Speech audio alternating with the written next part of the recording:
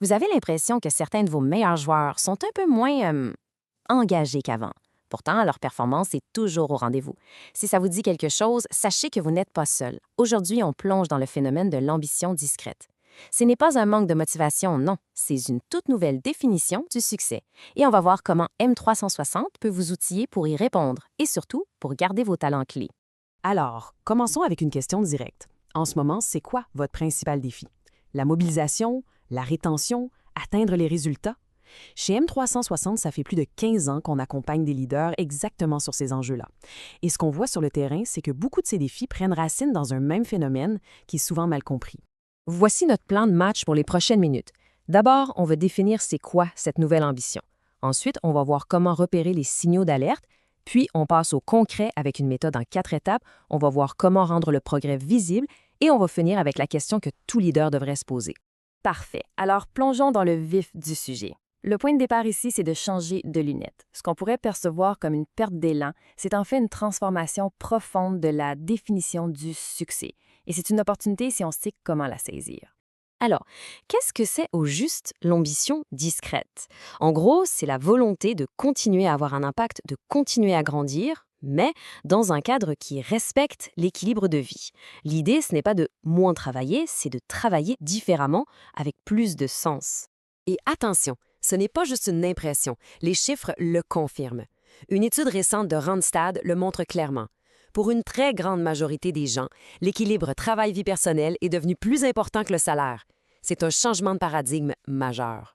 Et c'est là que se situe le vrai enjeu pour les organisations. Le problème, ce n'est pas que les gens ne veulent plus monter dans la hiérarchie. Le problème, c'est que trop de cultures d'entreprise ne savent valoriser que ça, que la promotion.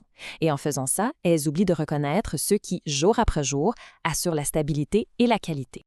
Ce chiffre de Gallup, il devrait nous faire sursauter. 22 %.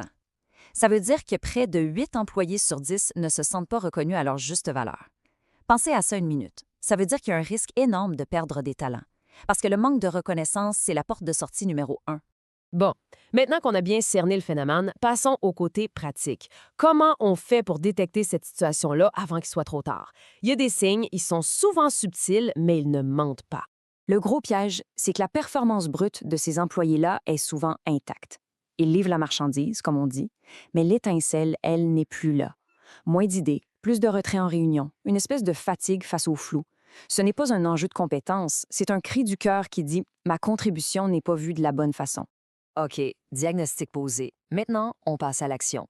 Parce que chez M360, on n'est pas là juste pour éduquer, on est là pour vous activer. Voici donc une méthode concrète en 4 étapes pour réengager ses talents essentiels. C'est simple. 1. On clarifie ce que la personne veut vraiment, au fond. 2. On redéfinit la reconnaissance au-delà du titre et de la promotion. 3. On mesure ce qui compte réellement pour l'engagement. Et 4. Le plus important, on ancre des preuves concrètes de sa progression. Cette diapo illustre parfaitement le changement de mentalité. À gauche, on a les symboles classiques du succès. La promotion, le nouveau titre. À droite, on voit ce que la reconnaissance peut aussi vouloir dire. Rendre visible une contribution stratégique, confier un mandat d'expert, inclure quelqu'un dans une décision clé. On élargit le terrain de jeu. Et voici un outil vraiment pratique. Ce tableau fait le lien entre un symptôme, son impact sur l'entreprise et surtout la première action concrète que vous pouvez poser.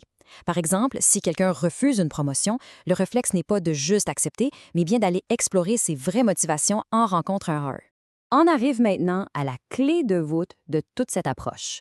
L'ambition discrète, pour exister, a besoin d'oxygène. Et en entreprise, cet oxygène, c'est la clarté.